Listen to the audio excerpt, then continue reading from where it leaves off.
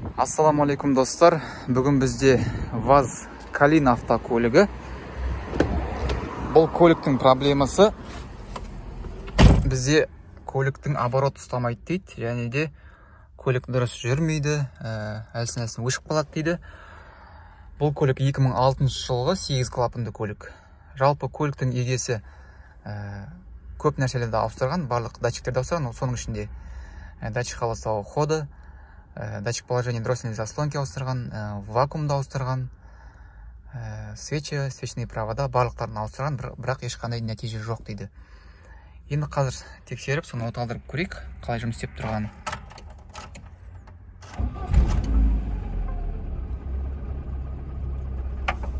Так, қазір бізде оборот қалыпты жағдайда ұстап тұр. Газ басып көреміз. Газ басқаннан кейін сәл түсіп кетеді екен. Және де мотор жағы да сәл дірілдеп тұр. Қазір оны капот ашып көрсететін боламыз. Мінекей, газ басып қалдым, көлік өшіп қалды. Кері оталдырып көрейік. Оборот, яғни өте төмен 500-ден де түсіп кетіп тұр. Өте төмен.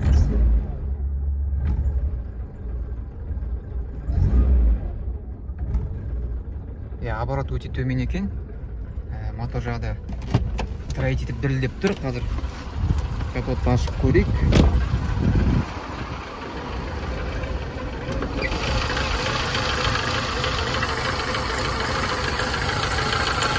Мотор жағы да дірілдеп тұр.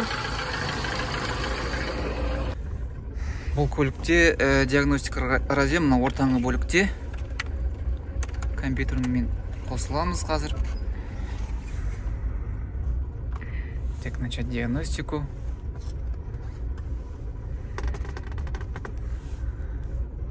Ошибкаларын қарай. Так, сонымен бізде қазір диагностикада мына жерде ошибкалар бөлімінде пропадание питания контроль деп тұр. Бұл шоқ мотордың жұмыс жасауында. Енді қазір қалыпты жағдай ұстап тұр, бірақ газ басқаннан кейін оборот өте төмен түсіп кетеді. Қазір енді нені қараймыз? Бұл жерде енді датчиктердің көрсеткіштерін қарау керек. Әрбір датчиктің, соның ішінде ДМРВ-ның көрсеткішін бізге қараған абзал.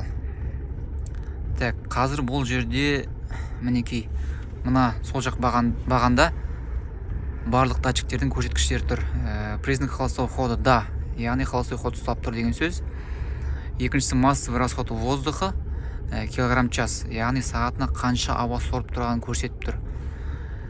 Біздің жағдайда қазір холостой кезінде 23-22 килограмм сағатына ауа сорып тұр деп компьютеріміз көрсеткіші солай көрсетіп тұр.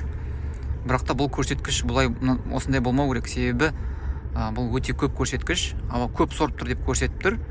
Компьютеріміз соған байланысты бензинді де көп жағатын болады. Мотордың жұмыс істемеуінде осы себеп болуы мүмкін. Негізінде мына массовый расход воздух, яғни ДМРВ деген датчик қалыпты жағдайда шамамен 10-14 килограмм сағатына ауа сорып тұру деп көрсетіп тұру керек. Ол біздің бірінші неміз, байқаған нәрсеміз. Енді қазір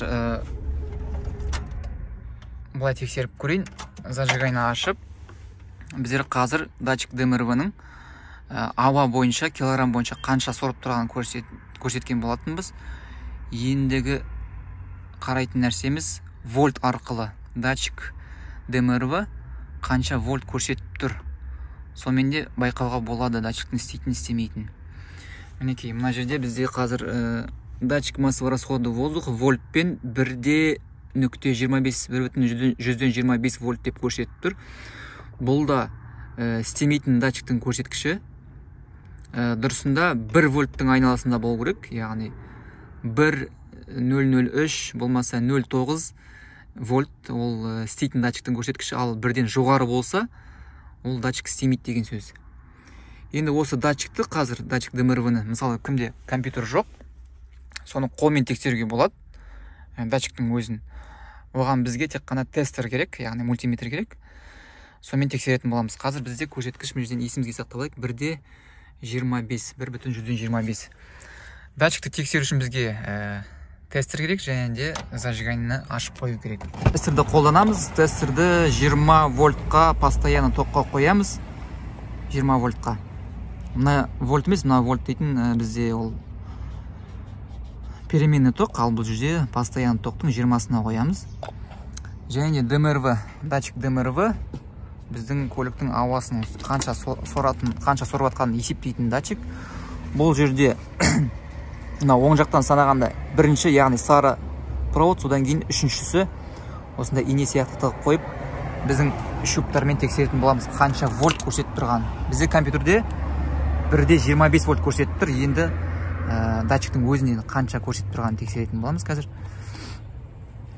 Қазір мен серіп көрейін. Мінеки тестермен де сол шама көрсетіп тұр, 1.27. Яғни бірден асып кетсе, 1 вольттан асып кетсе, датчик ДМРВ жасамайды деген сөз. Сондықтан датчикті алмастыру керек. Бірінші датчикті ауыстырып, содан кейін көлікті оталдырып тексеріп көретін боламыз. Мінеки осылай тестермен, егер мысалы компьютер болмаса, сізде осылай бірінші провод және де үшінші проводпен тексеруге болады. Мына аккумулятор жақтан санағанда бірінші, екіншісін қалдырамыз, содан кейін үшіншісі. Осы екі провод датчиктің сигналын тексереді, яғни қанша вольт болып тұрғанын тексереді. Осылай тексердік, 1.25 вольт деп көрсетіп тұр.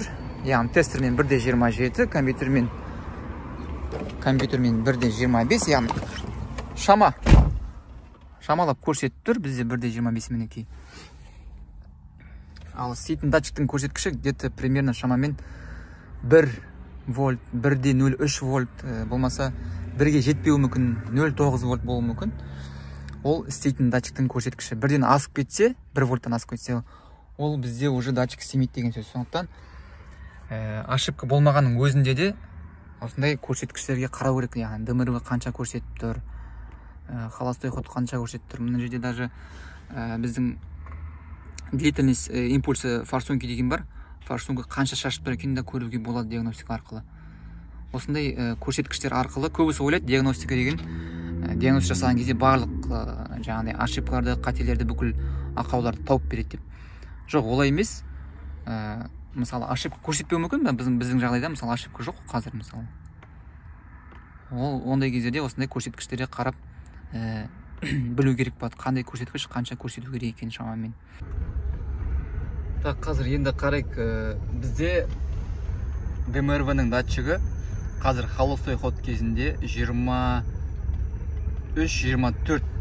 көрсеткішті көрсетіп тұр килограммен.